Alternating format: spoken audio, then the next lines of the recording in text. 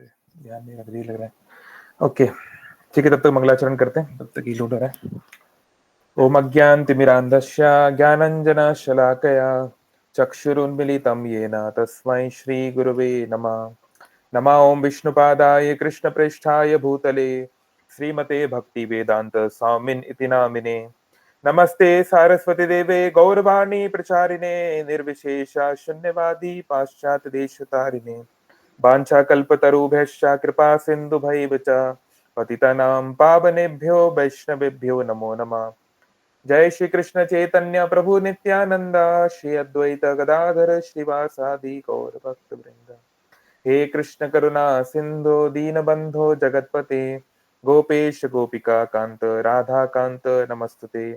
तप्त कांचन गौरांगी राधे वृंदावनेश्वरी वृषभानुसुते देवी प्रणमामि हरिप्रिये।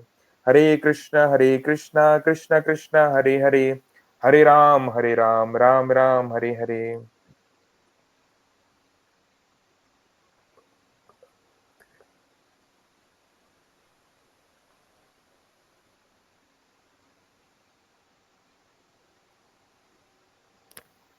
Okay, Hare Krishna.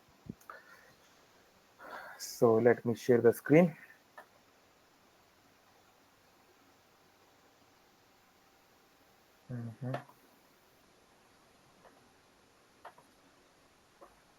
सभी का स्वागत है अंतर्राष्ट्रीय कृष्ण भावनामृत संघ इस्कॉन की ओर से।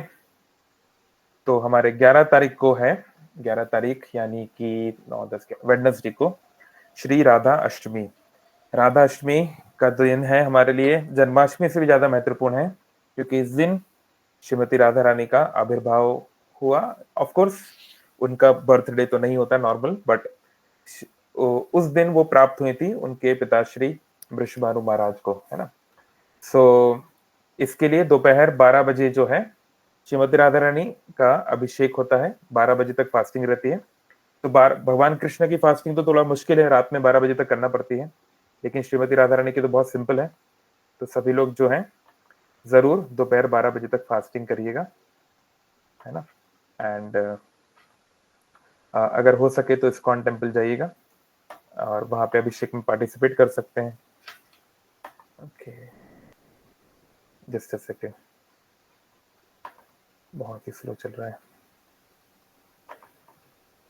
ठीक है, जब तक ये लोड हो रहा है। सो आज हम राधा रानी के जन्म के बारे में थोड़ा देखेंगे। हालांकि हमने लास्ट ईयर भी इस तरह का सेशन किया था, सो कुछ चीजें एक्स्ट्रा भी रखेंगे।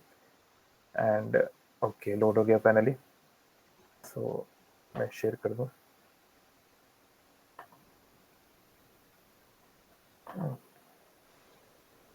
ठीक है, तो आइए श्रीमती राधा रानी के प्रणाम मंत्र से शुरू करते हैं। ठीक है, अभी आपकी स्क्रीन पर है, हिंदी में भी है यानी देवनागरी में, और इंग्लिश में भी है। ऑलराइट, तो जिसको भी प्रणाम मंत्र याद नहीं है, मैं तो उम्मीद कर रहा हूँ कि सबको याद होगा, लेकिन नहीं है तो जरूर राधा अष्टमी के पहले इसको याद कर लें, है ना। तो मेरे पीछे दोहराइए अपने आप को म्यूट रखते हुए। तप्त कांचन गौरांगी राधे वृंदावनेश्वरी वृषभानुसुते देवी प्रणमामि हरि प्रिये। ओके, मेरी आवाज क्लियर है ना? आवाज और प्रेजेंटेशन यहाँ पर जो स्क्रीन है वो क्लियर होगी, और वीडियो मोबाइल से देख सकते हैं आप, मोबाइल वाले स्क्रीन। मेरा जो लीगल नेम है दीपेश बघेल, उसमें आ रहा होगा। ठीक है, क्लियर है तीनों? क्विकली कोई बोल जी दीजिए। प्रभु। ओके, सो तप्त कांचन गौरांगी, है ना, श्रीमती राधा रानी, है ना। भगवान कृष्ण, कृष्ण शब्द का अर्थ क्या होता है फटाफट, anyone quickly, what does Krishna all mean? Attractive. All attractive, yes. कर्षति इति कृष्ण, जो आकर्षित करते हैं उन्हें कृष्ण बोलते हैं, है ना। तो ऐसे ही श्रीमती राधा रानी, राधा मतलब what is the meaning of the word Radha? आज हम राधा अष्टमी या राधा रानी की बात कर रहे हैं, तो राधा सर्व, हाँ ये तो कृष्ण का हो गया, सर्व आकर्षित इति कृष्ण।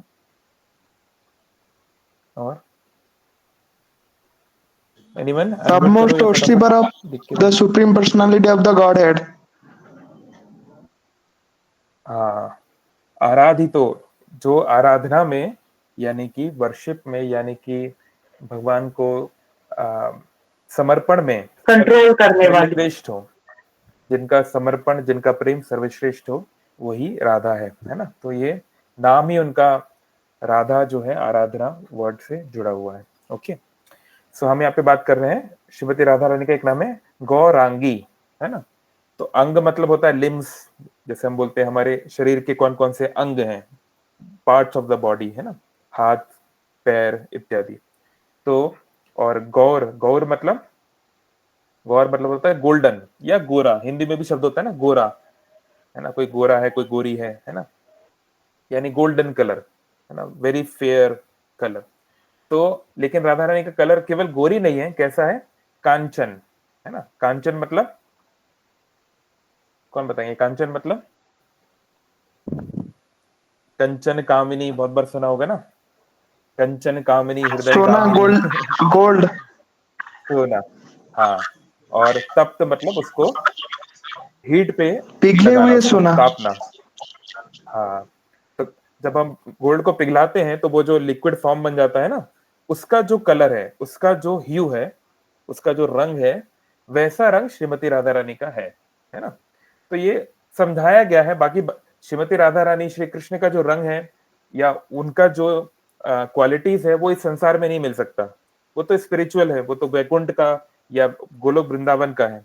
लेकिन हमारे समझने के लिए जितना हम समझ सकते हैं, जितना शब्दों में व्याख्या की जा सकती है, उतनी की कर रहे हैं। एक पद में गोस्वामी तुलसीदास जी कहते हैं कि श्री राम की सुंदरता को मैं कैसे बताऊं, है ना। कोई कमल का प्रयोग करता है, कोई मेघ का, क्लाउड्स का प्रयोग करता है भगवान की सुंदरता बताने के लिए। लेकिन श्री राम की सुंदरता बताने के लिए मेरे पास उपमाएं नहीं है, सिमिली नहीं है। जितना हम बता सकते हैं, मनुष्यों के लिए जितना संभव है, उतना हम वर्णन कर रहे हैं। लेकिन श्री राम इससे कहीं कहीं कहीं अधिक सुंदर है ना।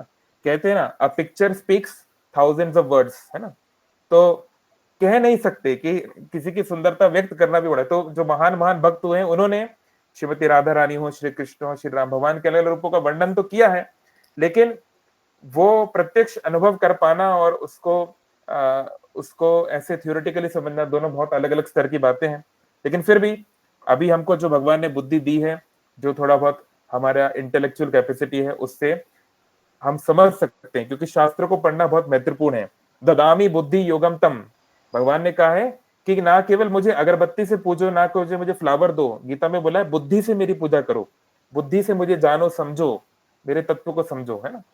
तो खासकर जो युवा है, उनको तो बहुत ज्यादा समझने की आवश्यकता है ना। सो राधा रानी जो है, उनका रंग जो है वो तपते हुए सोने के समान है। तप्त कांचन गौरांगी राधे वृंदावनेश्वरी, है ना। ईश्वर शब्द का क्या अर्थ होता है? ईश्वरी मतलब फीमेल ईश्वर, फेमिनाइन ईश्वर। तो ईश्वर शब्द मतलब क्या है? What is the meaning of the word Ishwar? श्रेष्ठ। श्रेष्ठ, हाँ कह सकते हैं, और कंट्रोलर। बेटर कंट्रोलर, हाँ, स्वामी है। ईश्वर मतलब होता है स्वामी, जो कंट्रोल करे, हरे जिसके कृष्ण हाथ गुरु में जी। बुद्धि है। हरे कृष्ण। आप यहाँ पे अनम्यूट रखिए सब लोग प्लीज। प्रभात क्या, ओके। सो ईश्वर मतलब जो कंट्रोल करता है। तो राधा रानी क्या है? सारे वृंदावन की कंट्रोलर हैं। तो भगवान कृष्ण तो तीनों लोगों के स्वामी हैं, तीनों लोगों के सर्व कारण कारणम। लेकिन वृंदावन जो खासकर है, जो ब्रज मंडल है, ये श्रीमती राधा रानी का स्थान है ना। तो इसलिए यहाँ पर थोड़े से इक्वेशंस, डायनामिक्स बदल जाते हैं। फिर वृषभानु सुते देवी, हे देवी, हे दिव्य स्त्री, जो सुते, जो कि पुत्री है किसकी? वृषभानु की। तो श्रीमती राधा रानी के पिताश्री का नाम था वृषभानु, है ना। भानु मतलब होता है सन, है ना। साधारण शब्द में अगर हम ट्रांसलेट करें तो भानु मतलब सूर्य। लेकिन जो भानु का मतलब ये भी हो सकता है सूर्य के समान तेजस्वी, या सूर्य के समान ज्ञान वर्धन करने वाला, मार्ग दिखाने वाला, है ना। तो और उनकी माता का नाम है कीर्तिदा, जो इतनी सुंदर है कि उनके लिए एक सफिक्स यूज होता है, उनके नाम के पीछे लगता है सुंदरी, कीर्तिदा सुंदरी, वैसे उनका नाम है कीर्तिदा, है ना। तो प्रणमामि हरिप्रिय, उन हरि की जो प्रिया है, ये जो राधा रानी है, हरा, राधा रानी का एक मतलब है हरा। हम जो बोलते हैं हरे कृष्ण में हरे क्या है ना? तो हरे मतलब होता है हे हरा। संस्कृत में किसी को बुलाने के लिए ये कॉनोटेशन यूज होता है, एक ही मात्रा लगती है। जैसे कोई लड़की जिसका नाम है ललिता, तो उसको मुझे बुलाना हो, तो ललिते, ललिते मतलब हे ललिता, है ना? भगवान राम बोलते थे सीते, है ना? तो ऐसे ही हरे मतलब हे हरा। अब हरा क्या है? हरि की शक्ति। तो हरे कृष्ण मंत्र का मतलब है हरि और हरि की शक्ति। तो वो डिपेंड करता है कि जो साधक है वो किस भाव में हरे कृष्ण मंत्र कर रहे हैं। हरे कृष्ण मंत्र का मतलब हो सकता है सीताराम भी हो सकता है, लक्ष्मी नारायण भी हो सकता है ना?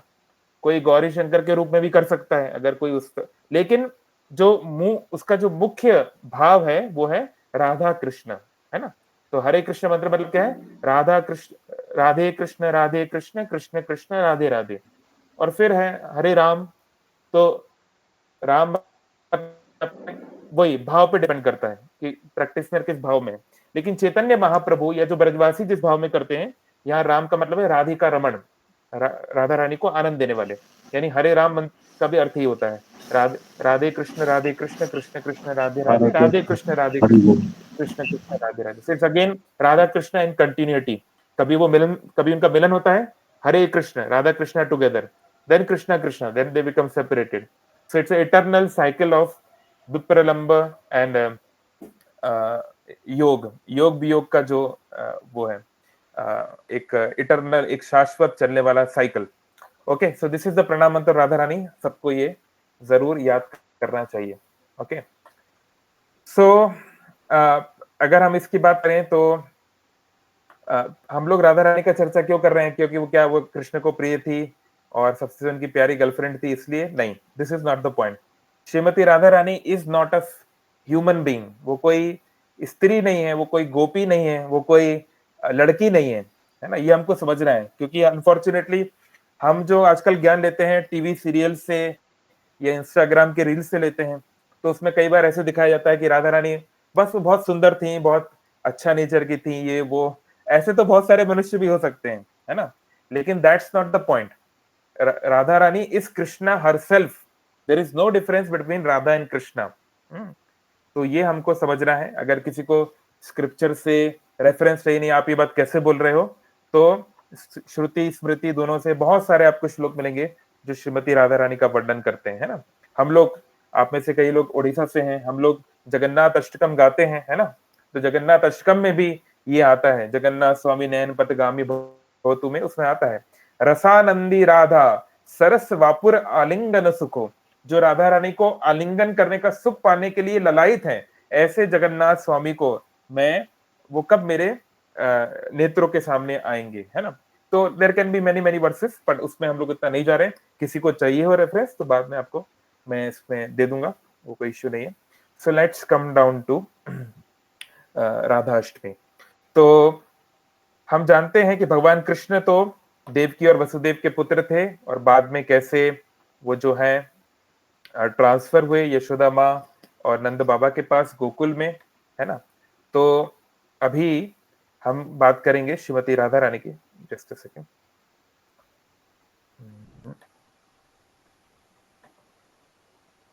मैं वो वाला स्क्रीन आपको शेयर कर दूं। ओके ओके फाइन, अभी आप शायद देख पा रहे होंगे। दिख रहा है नोट्स? दिख रहा है? ओके, दिख रहा है। थोड़ा साइज बढ़ा देता हूँ। सो हाँ, तो श्रीमती राधा रानी का अपीयरेंस कैसे है? तो इसमें अलग अलग स्क्रिप्चर्स में, ब्रह्म वैवर्त पुराण में और ललित माधव में, गर्ग संहिता में कई सारे डिटेल्स में वर्णन आता है। तो श्रीमती राधा रानी जो है वो विंध्या पर्वत की पुत्री है। तो हम जानते हैं कि भगवान शिव की जो शक्ति है उनका नाम है पार्वती, है ना? पार्वती शब्द का क्या अर्थ होता है? फटाफट कौन बताएंगे? जल्दी जल्दी, फटाफट, फास्ट फास्ट। अभी गणेश जी चल रहा है ना, अभी गणेश चतुर्थी चल रहा है, अभी तो हम लोग रोज ही दर्शन कर रहे हैं गणेश जी के, पार्वती पुत्र। पार्वती मतलब पर्वतराज की पार्वत, कन्या। हाँ, पार्वती का मतलब होता है पर्वत की पुत्री, है ना। तो जो लोग जानते होंगे या शिव पुराण देखा हो या एटलीस्ट जो देवों के देव महादेव सीरियल कुछ तो देखा ही होगा या अगर पढ़ा होगा, तो भगवान शिव की जो आदि शक्ति है सती, वो किसी कारण से आत्मदाह कर लेती हैं, फिर दोबारा उनका जन्म होता है पार्वती के रूप में, पर्वत की वो पुत्री हैं, और फिर कैसे बहुत अल्टीमेटली उनका मैरिज होता है ना। सो पार्वती मीन्स जो पर्वत की, हिमालय पर्वत की पुत्री है वो, है ना, हिमालय की पुत्री है। तो ये वर्णन आ रहा है स्क्रिप्चर में, आप चाहे तो बाद में इसको पूरा हम पढ़ सकते हैं one by one, but it will take lot of time, तो we will come to this. आप देखिए 7वें वर्ष पे जाइए, है ना। पौर्णमासी गर्गी को बता रही हैं, ललित माधव में ये है कि कैसे श्रीमती राधा रानी का जन्म हुआ विंध्या पर्वत की पुत्री के रूप में। विंध्या पर्वत, जो लोग थोड़ा बहुत ज्योग्राफी पढ़े हैं, सेंट्रल इंडिया में आता है, हम लोग जब जहां पर है मध्य प्रदेश, इधर इसके भी पास में है ना। सो विंध्या पर्वत जो है वो हिमालय के राइवल हैं, मतलब एक कंपटीशन चलता है उनके बीच में। तो हिमालय की पुत्री हो गई पार्वती, अब पार्वती के स्वामी है भगवान शिव, तो अब हिमालय के परिवार का तो बहुत मान सम्मान हो गया, उनकी तो बहुत पूछ परख हो गई दुनिया में, जिनके दामाद भगवान शिव हैं दुनिया बनाने वाले, अब उनको कौन, अब उनसे बढ़ के कौन होगा। तो विंध्या पर्वत के मन में ये आया कि हिमालय तो बहुत आगे निकल गए, तो उन्होंने भी जो है भगवान जो है उन्होंने भी जो है भगवान की आराधना शुरू की। काफी डिटेल में इसमें will not go into it. उन्होंने भी भगवान की आराधना शुरू की, और फिर भगवान उनसे प्रसन्न होकर बोले कि क्या तुम चाहते हो।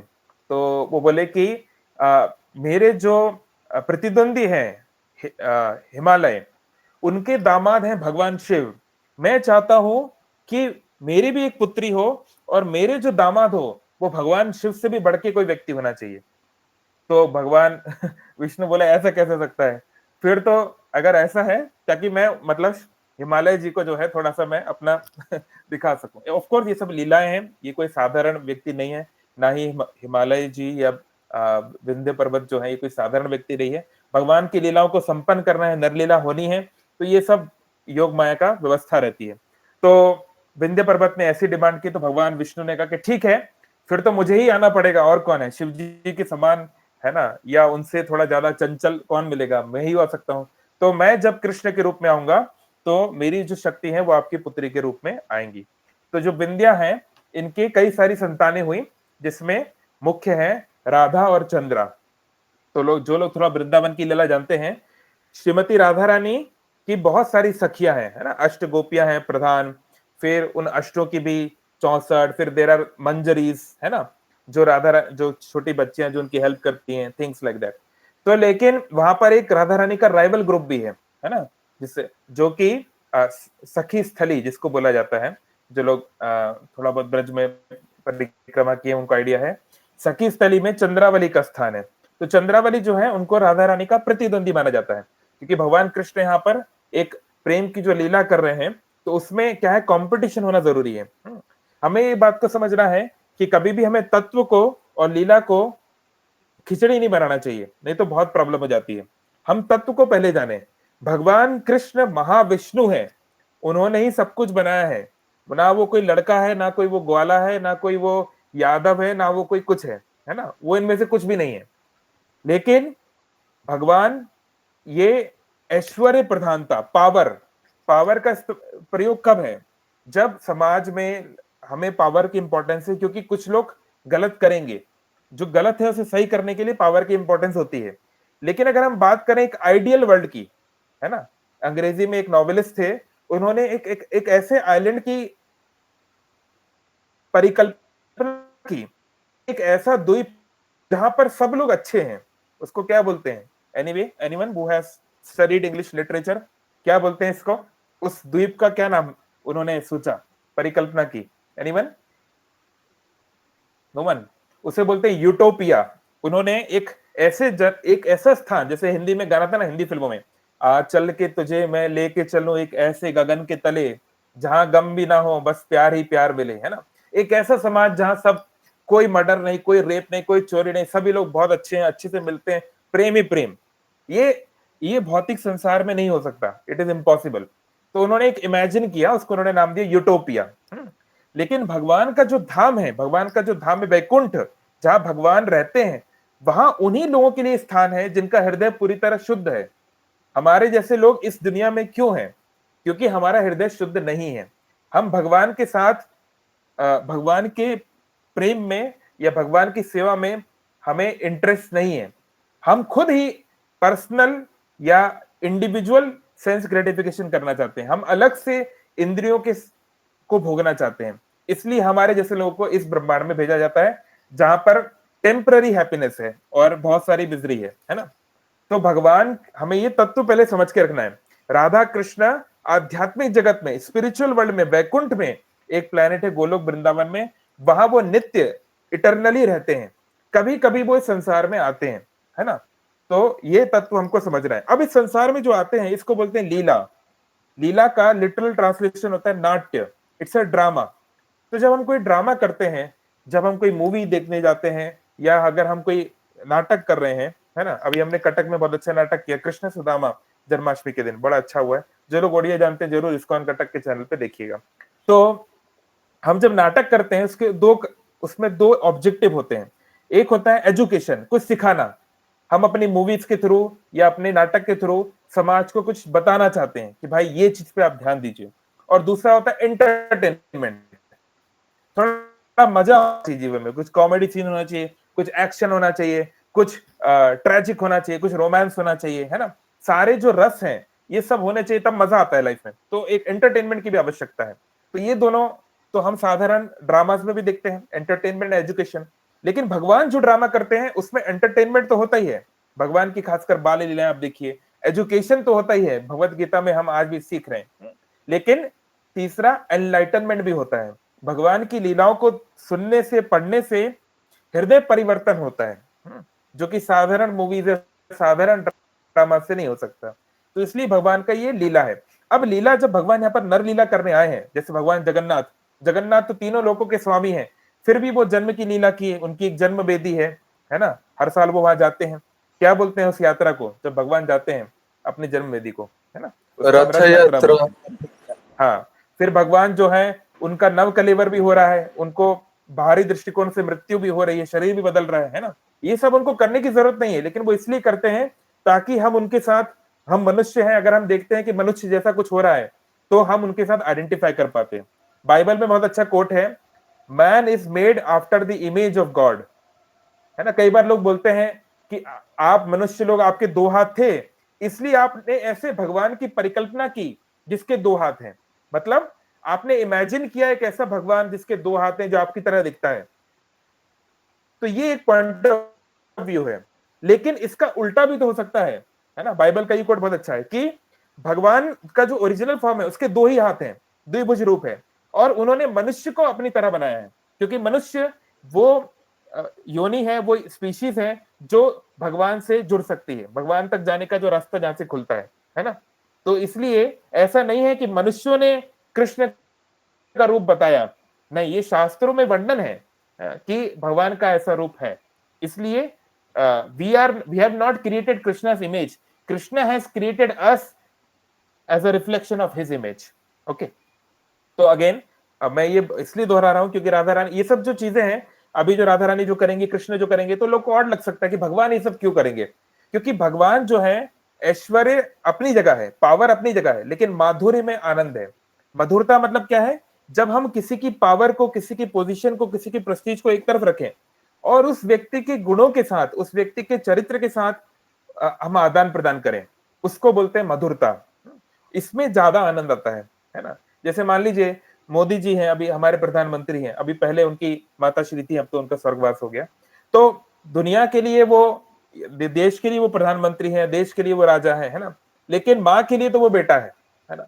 वो प्रधानमंत्री है, वो सब ठीक है, पर घर के अंदर वो उनका बेटा है ना। तो अगर कोई राजा है ना, तो उसका पोता जो है वो उसको घोड़ा बनाता है, दादाजी घोड़ा बनो। और वो जो है तीनों लोग जो पूरे, मान लीजिए पूरे प्लेनेट पे उस राजा का राज्य है या पूरे देश में राज्य है, सब उससे डरते हैं, सब उसका सम्मान करते हैं, लेकिन घर में पोता जो है उसको दबा रहा है। तो इसको बोलते हैं माधुर्य रस, है ना। तो भगवान से इंटीमेसी। तो ब्रज जो है, वृंदावन एक ऐसी लीला स्थली है जहां भगवान की इंटीमेसी पूरी तरीके से मैनिफेस्ट होती है। जब हम ये कहते हैं कि भगवान कृष्ण जो है मूल भगवान है या भगवान का स्वयं रूप है। तो इसका ये मतलब नहीं है कि भगवान राम या भगवान विष्णु, भगवान नृसिंह, भगवान शिव इत्यादि वो पहले नहीं थे और भगवान कृष्ण से बन गए, ऐसा नहीं। हम सभी पहले हमेशा से हैं। ये सब रूपों की क्या बात करें, भगवान के सारे रूप सच्चिदानंद है, हमेशा से हैं। लेकिन जो मधुरता भगवान कृष्ण की ब्रज लीला में है, ये भगवान के किसी और रूप में नहीं हो सकती, ये कहीं और पॉसिबल नहीं है।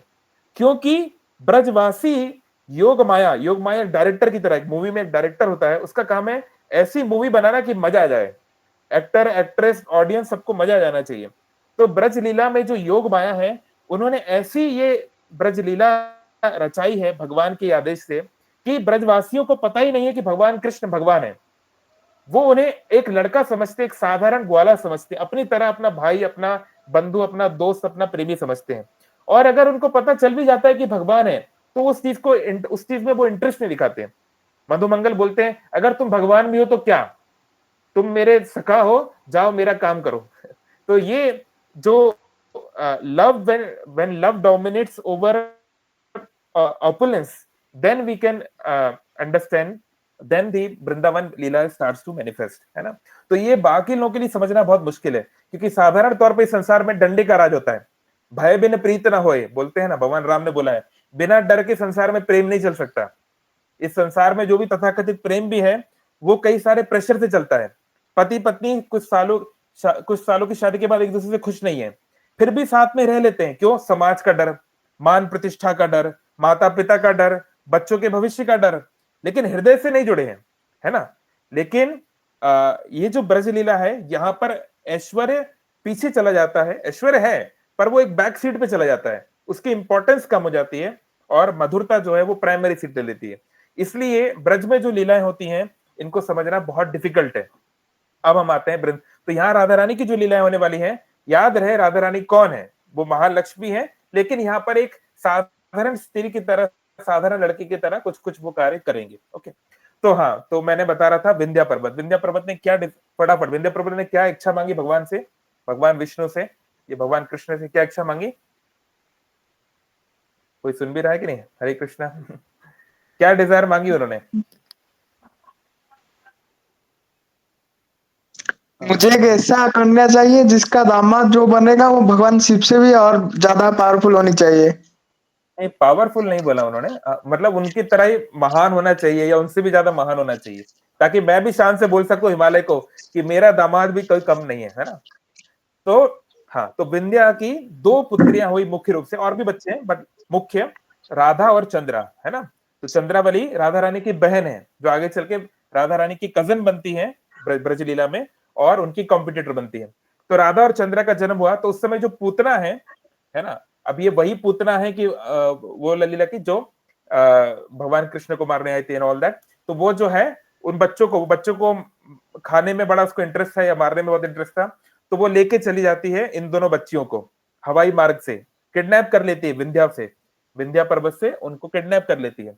तो वो उत्तर की तरफ जा रही थी, ब्रज की तरफ जा रही थी, तब जो है कोई ब्राह्मण देखते हैं कि इस प्रकार से ये जो है पिशाचिनी बच्चों को लेके जा रही है, तो वो कुछ सॉलिड मंत्रास का चैंटिंग करने लगते हैं, मंत्र जप करने लगते हैं, जिसके कारण पूतना को बहुत पीड़ा होती है और वो बच्चों को छोड़ देती है। तो दोनों बच्चे जो है वो यमुना जी में गिर जाते हैं, है ना।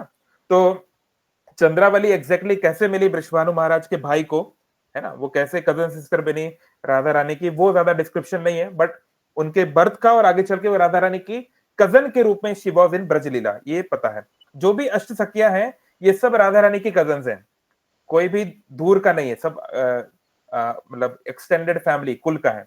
तो राधा रानी जो है वो यमुना जी में गिरती हैं, और एक बहुत स्वर्ण कमल, डिस्क्रिप्शन आप पढ़ेंगे, ऐसा कमल जो कि लग रहा है कि जिसमें हजारों करोड़ों सूर्य जिसमें एकदम इस तरीके से। तो let's come back to the point.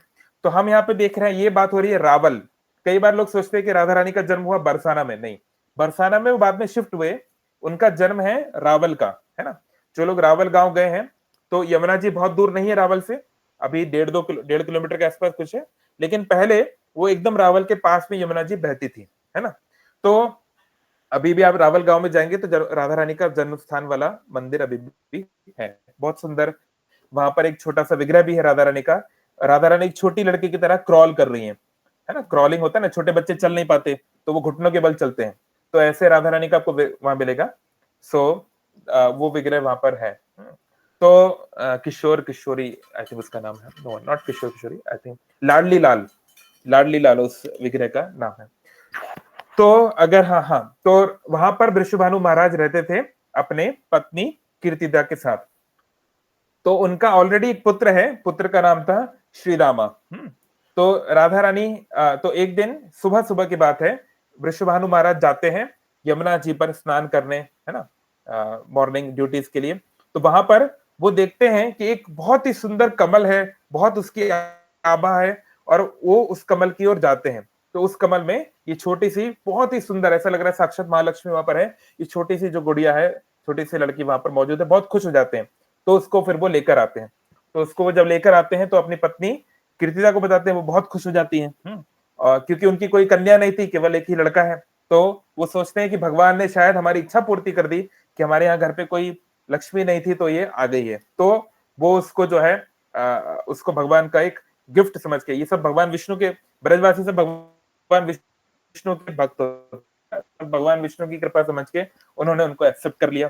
तो उसके बाद जो है वो बहुत खुश थे, लेकिन उन्होंने फिर आगे चल के नोटिस किया कि ये जो छोटी सी लड़की है ये आंखें नहीं खुल रही है, बाकी सब तो ठीक है पर आंखें नहीं खुलती है। तो फिर उन्होंने बहुत ट्राई किया अपने लेवल पे जो वो कर सकते हैं, लेकिन फिर उनको ये लगा कि शायद ये जो बच्ची है ये अंधी है, इसकी आंखें नहीं है। तो इस कारण से उनको थोड़ा दुख हुआ, लेकिन उन्होंने कहा कि ठीक है कोई बात नहीं, जो भी भगवान का जो आयोजन है उसको हम एक्सेप्ट करते हैं, चाहे इसकी आंखें हो ना हो, हमारे लिए यही जो है, हमारे लिए यही सब कुछ है। तो इस प्रकार से उसको वो रख लेते हैं। तो फिर कुछ समय के पश्चात, कुछ दिनों के पश्चात देवर्षि नारद, है ना, भगवान के अत्यधिक प्रिय भक्त, तो उनको भगवान अपनी हर लीला में सम्मिलित कर लेते हैं। तो देवर्षि नारद देखते हैं अपनी कैलकुलेशंस में कि श्रीमती राधा रानी का, है ना, उनका इस संसार में प्राकट्य का समय हो गया है, लेकिन कहाँ एग्जैक्टली प्राकट्य हुआ है उनको नहीं पता था। तो वो ब्रज में जो है विचरण करने लगते हैं ढूंढने के लिए कि कहाँ महालक्ष्मी जो है कहाँ पर प्रकट हुई है देखने के लिए। तो वो इस रावल ग्राम में आते हैं और वृषभानु महाराज के यहाँ जाते हैं। तो वृषभानु महाराज देखते हैं नारद मुनि आए हैं, ये हम बात कर रहे हैं द्वापर युग की, है ना, तब भी देवी देवता लोग कुछ महान पुण्य आत्माओं के पास आते थे। तो वो लोग बहुत अत्यधिक आनंदित हो जाते हैं, नारद मुनि को प्रणाम करते हैं, उनको बैठने के लिए स्थान देते हैं, उनका जो भी है उनको पानी जल इत्यादि वगैरह देते हैं, और नारद मुनि उनका हालचाल पूछते हैं। तो वृषभानु महाराज जो है अपने बड़े बेटे श्री राम को बुलाते हैं, नारद मुनि उनको आशीर्वाद देते हैं। फिर नारद मुनि पूछते हैं और घर में कौन कौन है। तो वृषभानु महाराज बोलते हैं और कोई नहीं, और वो कुछ उत्तर नहीं देते, क्योंकि उनको इस बात का हिचक हो रहा था कि जो हमारी जो कन्या है ये अभी उसकी आईसाइट ठीक नहीं है, तो पता नहीं उसको दिखाना चाहिए कि नहीं दिखाना चाहिए, उनको थोड़ा अजीब ना लगे इस प्रकार से, तो वो हिचक रहे थे। तो नारद मुनि फोर्स करके पूछते हैं पक्का और कोई नहीं है। तो फिर विश्वास बोलते हैं नहीं नहीं, हमारे परिवार में एक और भी है। तो फिर वो उस बच्ची को लेकर आते हैं। तो नारद मुनि इतना प्रसन्न हो जाते हैं कि उनकी जो सामनी है, उनकी जो अधिष्ठाई देवी है ना, श्रीमती राधा रानी, वो इस बालिका के रूप में उनके सामने मौजूद है। तो इतना अच्छा मौका वो कैसे छोड़ते, तो वो उनको अपने गोद में ले लेते हैं, उनके चरणों को हिलाने लगते हैं इस प्रकार से। तो ये महान सौभाग्य नारद मुनि को मिलता है। तो उसके पश्चात नारद मुनि बोलते हैं चिंता मत कीजिए, इनकी आंखें खुलने का मेरे पास एक आयोजन है। तो वृषभानु महाराज बड़े खुश हो जाते हैं, बोले अच्छा क्या है बताइए। तो बोलते हैं, क्योंकि नारद मुनि तो जानते हैं कि राधा रानी आइस कब तक नहीं खोलेंगी, कब तक नहीं खोलेंगी, जब तक वो कौन कृष्ण क्या को लगता है नहीं आपको? देते। हाँ, जब तक वो पहले, सबसे पहले कृष्ण को ही देखेंगी तभी वो आइस खोलेंगे, नहीं तो नहीं खोलने वाली। तो इसलिए नारद मुनि बोलते हैं आप चिंता मत कीजिए। अब वो ऐसे तो नहीं बोल सकते कि कृष्ण को लेकर आओ, है ना। जो वृषभानु महाराज हैं और जो नंद महाराज हैं, ये लोग अच्छे मित्र हैं, बड़े अच्छे मित्र हैं। वृषभानु महाराज भी जो ग्वाल ग्वाल बाल हैं, जो ग्वाल लोग हैं, जो कावड़ कम्युनिटी है, उसमें लीडर हैं, है ना। नंद महाराज की कितनी गाय हैं किसको पता है, फटाफट कितनी काउज हैं नंद महाराज के पास? 3 लाख 9 लाख 9 लाख, यस 9 लाख गाय हैं, है ना। ऐसे तो अनंत गाय होंगी, बट जितना हम लोग को डिस्क्रिप्शन मिलता है 9 लाख गाय हैं। तो वृषभानु महाराज के पास 11 लाख गाय हैं, उनके पास तो 2 लाख ज्यादा है है ना, तो वो भी बहुत बड़े ग्वाले हैं, ग्वाल कावर्ड कम्युनिटी के हेड हैं। तो वृषभानु महाराज और नंद महाराज बहुत अच्छे दोस्त हैं। मैंने शायद कई बार आपको बताया भी है कि नंद महाराज की शादी वृषभानु महाराज की शादी नंद महाराज ने ही करवाई थी, उन्होंने ही अरेंज किया था, कीर्तिदा को ढूंढा था, like that. So coming back to the story, तो वृषभानु को तो डायरेक्टली नहीं बोल सकते कि नंद बाबा के लड़के को ले आओ, ऐसे तो बोल नहीं सकते। तो बोलते हैं आप एक बहुत बड़ा आयोजन कीजिए, एक बहुत बड़ी फीस्ट रखिए, है ना, और उसमें सारे ब्रजमंडल को सबको न्योता दीजिए, सबको बुलाइए, और ऐसे आप सबको प्रसन्न करेंगे तो भगवान जरूर कुछ ना कुछ आयोजन करेंगे, आपकी लड़की की आंखें ठीक हो जाएंगी। तो नारद मुनि पर तो उनको पूरा यकीन है, बोले ठीक है हम करते हैं। तो एक बहुत बड़ा आयोजन रखा गया, सबको संदेशा भिजवाया गया, बुलाया गया, है ना। तो सभी लोग आने लगे, बहुत सारे लोग उनके फेस्टिवल में आए। तो नंद महाराज भी यशोदा माई और कृष्ण बाल, छोटे से कृष्ण हैं, उनको लेकर आते हैं। तो अब उसमें अलग अलग विचार हैं। अभी देखिए जन्माष्टमी को कुछ ही दिन हुए हैं, कितने हुए, 15 दिन, 15 दिन भी नहीं हुए, 4 5 13 दिन जो भी है।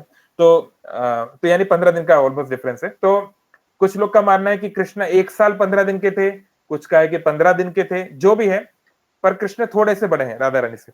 सो कृष्ण वहां छोटे से बच्चे के रूप में आते हैं, और सभी लोग जो हैं एक बड़े हॉल में जो भी फेस्टिविटीज हो रहा होगा, खान पान बातचीत वगैरह चल रही है, और कृष्ण जो है छोटा सा बच्चा, वो अपने मां से हटके क्रॉल करते हुए, यानी जमीन पे चलते हुए, रेंगते हुए जाते हैं। और राधा रानी जो है वो किसी और कमरे में थी, एक झूले में वो थी, ऐसा वर्णन आता है। तो कृष्ण जाके वहां पर उस झूले के सारे खड़े होते हैं, और ये पिक्चर आपने बहुत बार देखी होगी, नहीं तो अभी मैं शेयर करता हूँ, आपने कई बार देखी होगी आई एम श्योर, कि कैसे कृष्ण का पहली बार दर्शन राधा रानी किया था। दोनों छोटे से बच्चे बड़े स्वीट से लग रहे हैं, और कृष्ण जो है राधा रानी का हाथ पकड़ते हैं, और जब राधा रानी अपने शाश्वत प्रियतम, शाश्वत प्रेमी को का टच महसूस करती हैं, तब जाके वो अपनी आईज को खोलती हैं। तो इस प्रकार से पहली बार राधा कृष्ण का मिलन होता है, कह सकते हैं, या एक दूसरे को देखते हैं, दर्शन करते हैं, इस प्रकार से। तो ये this is the starting phase of Radha Rani जन्म लीला। फिर आगे चल के क्या होता है कि वृषभानु महाराज सोचते हैं कि अब हमारी बेटी है ना, फिर आगे चल के उनको एक और बेटी होती है, अनंग मंजरी, तो जो बलराम जी का अवतार है या रूप है। सो देन दे डिसाइड कि वो, ये जो हम बात कर रहे हैं, ये सब है गोकुल, और रावल जो है यमुना जी के दूसरी तरफ है ना। मथुरा जो है वेस्ट में है, फिर आप यमुना जी बीच में आती है, उसको क्रॉस किया, फिर आप इधर गए। तो वो डिसाइड करते हैं कि वो वापस यमुना जी को क्रॉस करके वृंदावन में चले जाएंगे। तो वृंदावन जो है, ऐसे 12 वन ब्रज मंडल में है, क्योंकि वृंदावन फेमस हो गया है तो लोग, लेकिन ऐसा नहीं कि वृंदावन ही ब्रज क्षेत्र है ना, काम में वन भी है।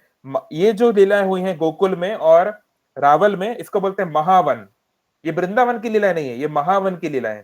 तो ये 12 वन है ब्रज मंडल में, और सारे 12 वन इंपॉर्टेंट है, सारे 12 ही स्पिरिचुअल वर्ल्ड है, आध्यात्मिक जगत है, धाम है ना।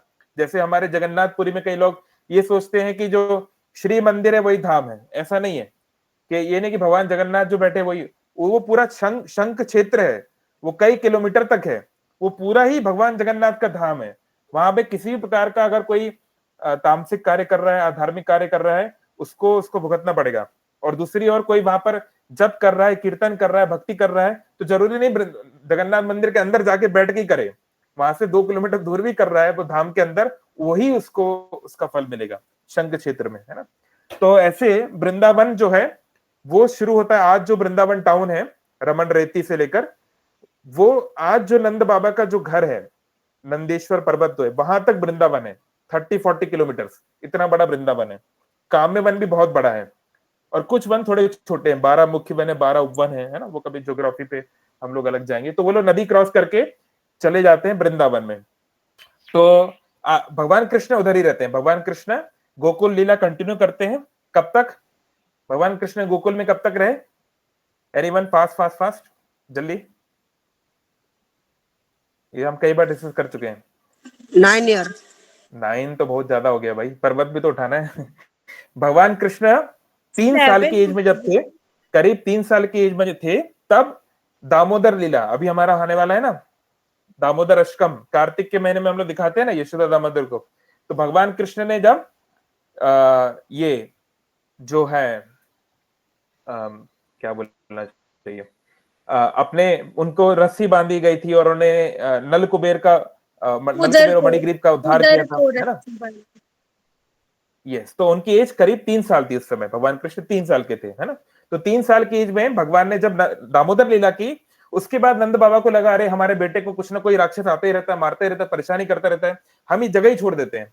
तो फिर वो पूरा गांव जो है, वो लोग नदी क्रॉस करके आज जो वृंदावन है इस तरफ आ जाते हैं, और आगे अल्टीमेटली नंदेश्वर जो आज नंद पर्वत है, वहां पर वो नंद गांव में वो लोग स्टैब्लिश हो जाते हैं। वो बात की बात है। तो बाकी जो लीला है, जैसे गोवर्धन लीला इत्यादि, वो सब जैसे भगवान 7 साल के थे जब गोवर्धन पर्वत उठाया, तो वो बाद में होगा। तो राधा रानी इस तरीके से शिफ्ट होती है। सो राधा रानी की अनंत लीलाएं हैं, है ना। आप जैसे मैं अभी स्क्रीन पे शेयर कर रहा हूँ, यू कैन सी। अगर हम इसको पढ़ने जाएं तो अभी 1-1.5 घंटा लग जाएगा। जस्ट ये केवल उनके स्टार्टिंग की ही लीला का ये वर्णन इतना सारा, ये और वो भी एक केवल ललित माधव का है। ऐसे और भी स्क्रिप्चर्स हैं जहां पर डिटेल में दिया गया है। तो let us just focus on the points. तो राधा रानी को हम कैसे राधा रानी और कृष्ण को कैसे प्राप्त करें, है ना। हमारे पास 10 मिनट है, so will be concise and precise.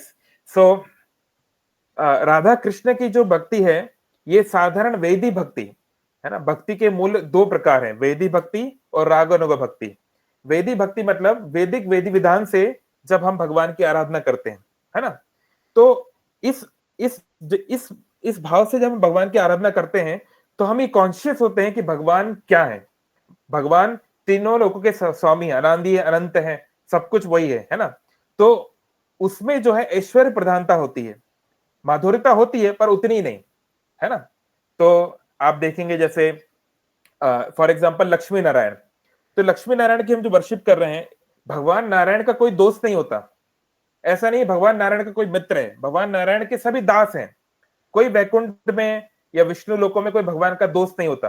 कोई ये नहीं बोलता, और नारायण क्या हालचाल भाई को ऐसा कोई नहीं बोलता है इनको।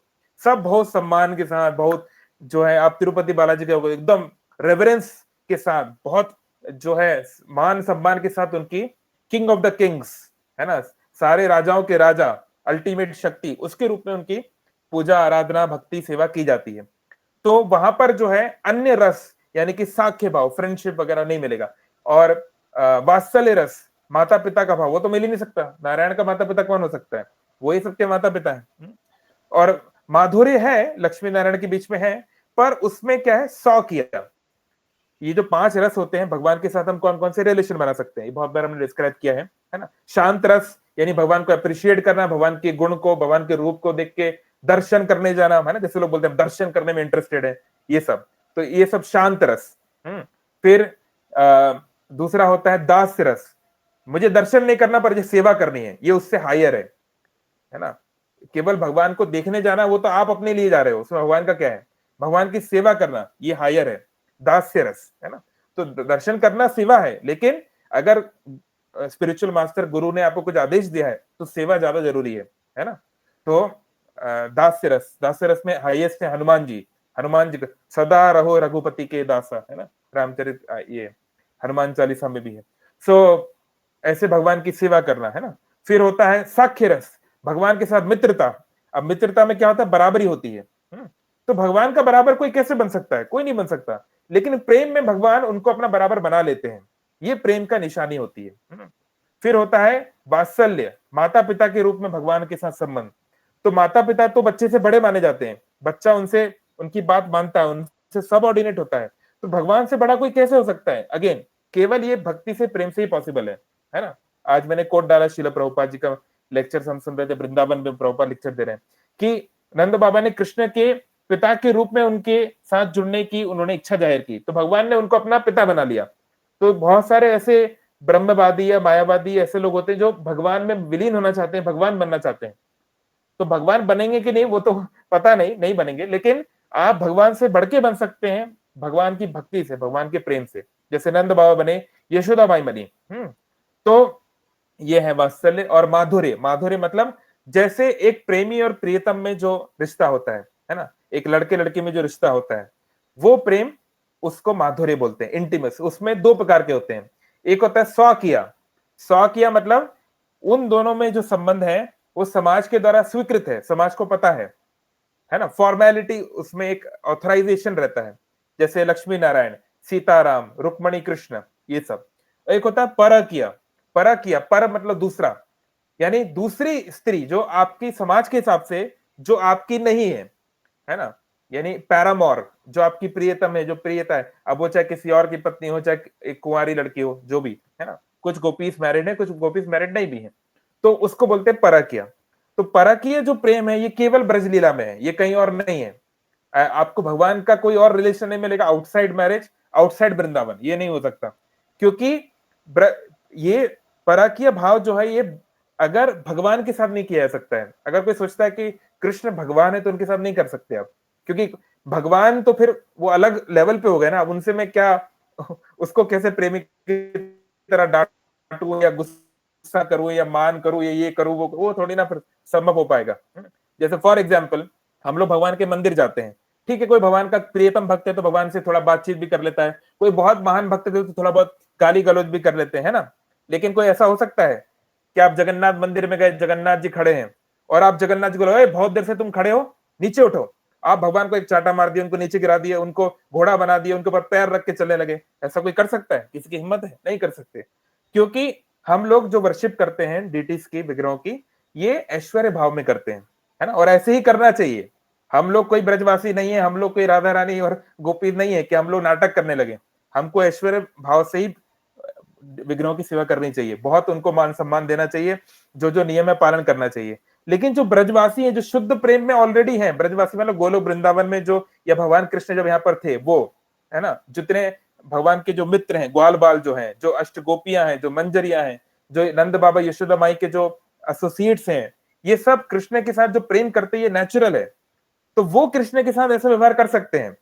वो कृष्ण को गाली भी देते हैं, कृष्ण उनसे डरते भी हैं, कृष्ण को वो मारते भी हैं। यशोदा माँ की डंडी से, हम शास्त्र में पढ़ते हैं ना दामोदर अष्टकम में, क्या सा आतंक नेत्रम, यशोदा माई जब कृष्ण को डंडा लेके भागी तो कृष्ण के आंखों में आतंक आ गया, जो सारे दुनिया को डराते हैं। मृत्यु मृत्यु नमाम्य हम, नृसिंह देव जो मृत्यु की भी मृत्यु है, वो डर गए। किससे? एक औरत से, एक स्त्री से। तो ऐसा कैसे हो सकता है? यही प्रेम की पराकाष्ठा है। Only love can do this. इसमें कोई लॉजिक या कोई टेक्निकलिटी या कोई ऐश्वर्य पावर से आप नहीं समझ सकते कि वो अपनी मां से ऐसे कैसे डर गए जो सारी दुनिया को बनाने वाला है। यही प्रेम है कि भगवान चाहते हैं कि कोई मुझे प्रेम करे, भगवान के रूप में नहीं, बस मुझसे स्वतः प्रेम करे। ये ब्रजलीला में हो सकता है। इसलिए भगवान कृष्ण के अंदर ऐसे कुछ गुण हैं जो उनके किसी और रूप में नहीं है।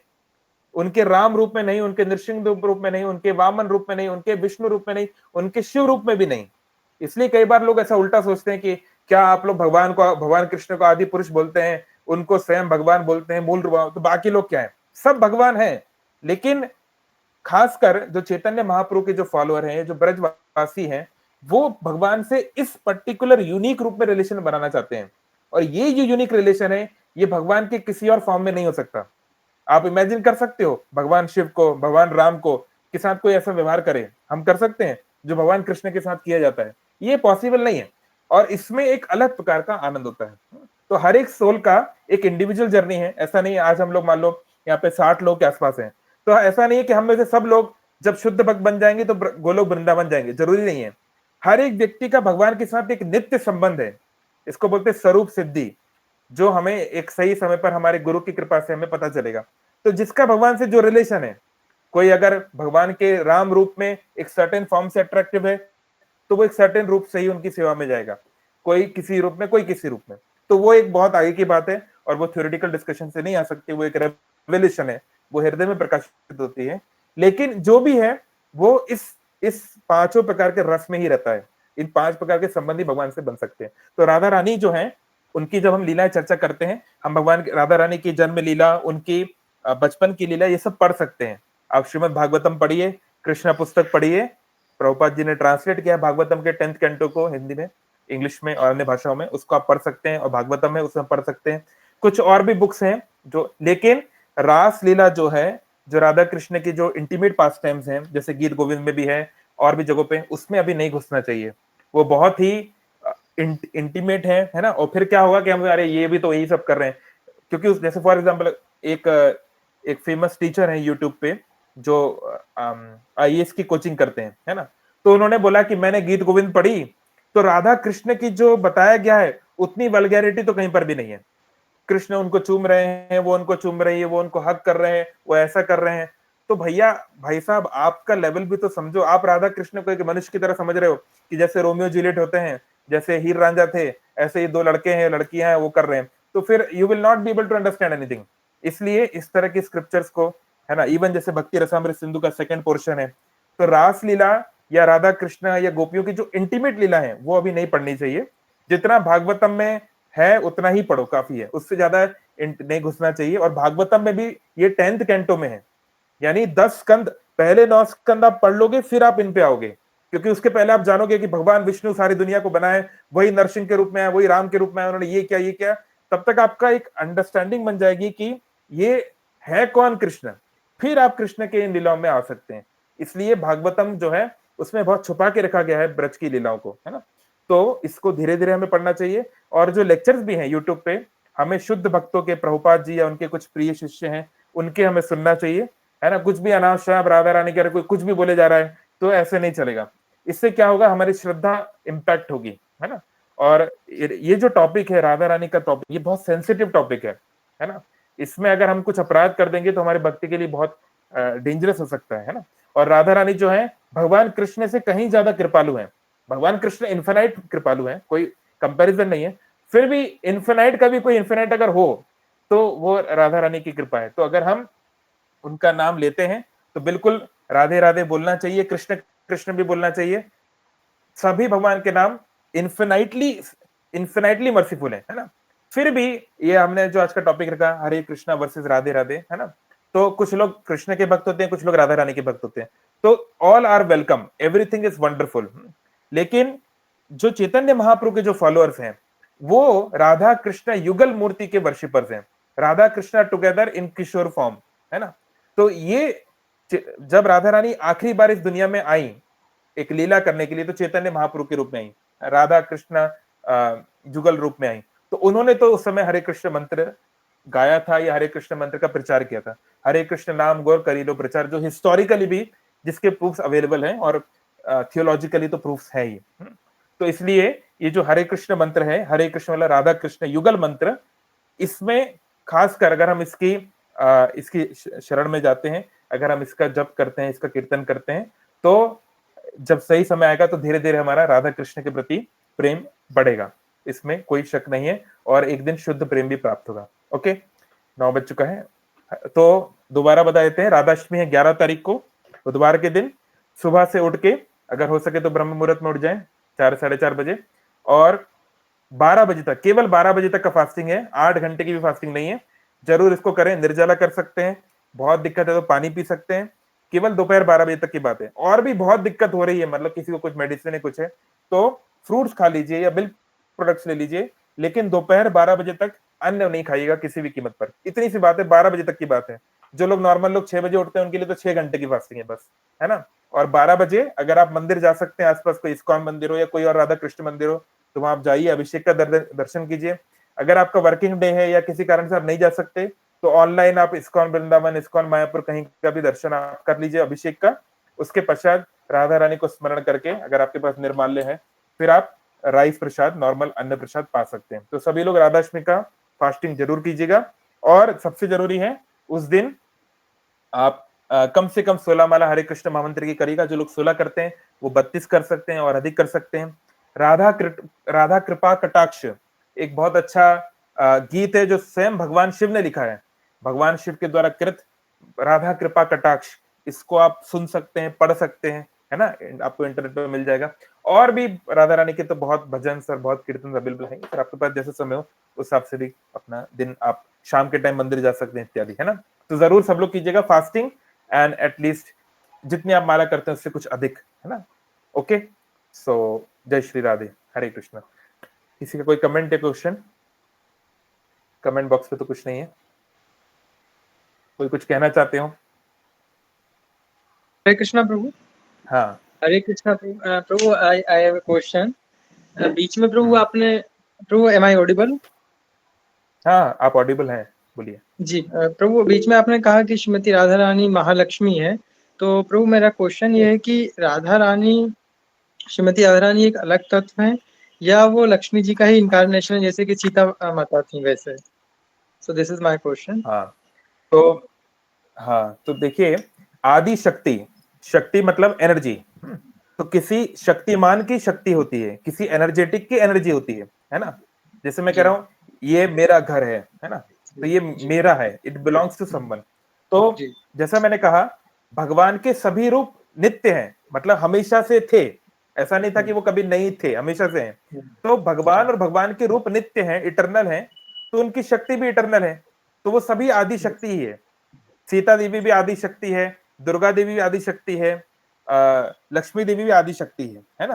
जब नो हम बट बोलते हैं कि भगवान कृष्ण आदि भगवान है, तो इसका अर्थ मैंने आपको बताया कि जी कुछ एक ऐसे गुण हैं, कुछ एक ऐसी मधुरता है जो केवल कृष्ण रूप में आती है। तो ऐसे ही जो जो शक्तियां या जो जो क्वालिटीज दुर्गा देवी में आती हैं या लक्ष्मी जी में आती हैं या सीता देवी में आती हैं, वो राधा रानी में भी हैं।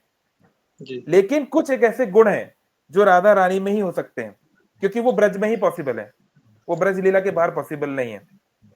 समझ रहे हैं? सो कुछ एक व्हाट ऐसी इज द क्वालिटीज हैं। Relation, what would be the relation between Lakshmi ji and Shrimati Radharani? Are they Lakshmi और सेम और राधा रानी में डिफरेंट? वही रिलेशन है जो नारायण और कृष्ण में रिलेशन है।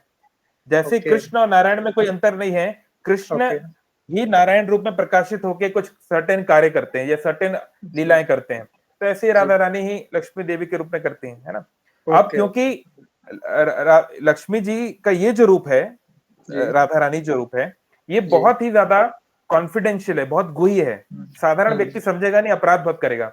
इसलिए ये हम्म बहुत ही कुछ खास चुनिंदा शास्त्रों में ही छुपा छुपा के रखा है। तो जो रसिक भक्त है हम्म केवल वो समझ सकते हैं।